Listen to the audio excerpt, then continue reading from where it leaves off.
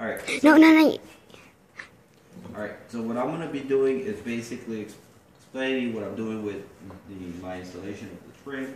I'm installing this rectangular piece at the ends of the bottom of where the door jambs are, where the baseboard hits. It's actually going to hit this piece, alright? And then, so I'm putting this piece on every end by the door jamb at the bottom. And then above that, I'm using this fluted piece, okay? And I'm giving this from the edge of the door jamb to this piece of this fluted piece trim. I think I'll be doing, maybe either an 1/8 or a 16, and it all depends on how it looks. So you can either, I've heard people do 1/8, 1/16, 1/4.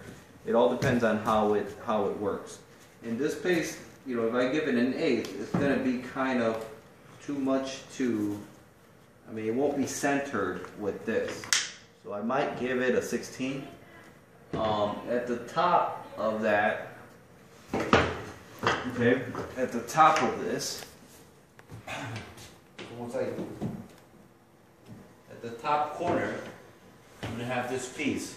When this flute hits the edge of that, I'm going to give it whatever I decide, whether I want to go a 16 or an 8.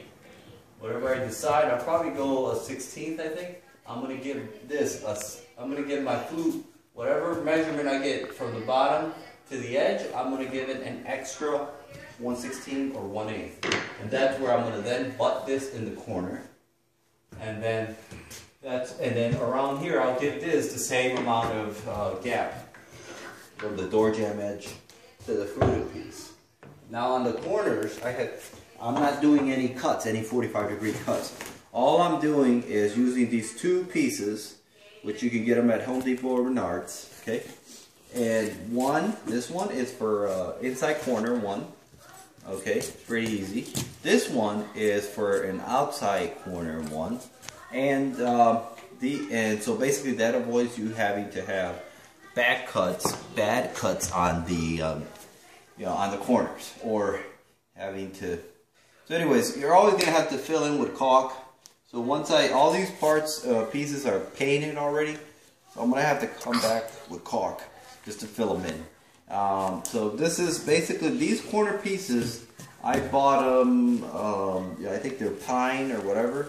My baseboards are MDF, and my fluted trim, they're MDF also.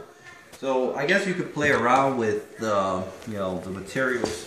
Obviously, wood is more expensive than these, and the cost adds up. I would say, depending on what you decide, it's also money comes into play always. So you can do MDF. Some people don't like them.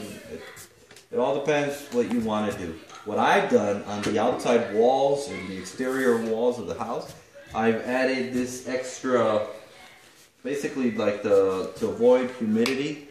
I'll put that on the MDF baseboards. I'll put that behind it so that it helps to control some of the humidity that might build up, which that's to see. All right, thank you.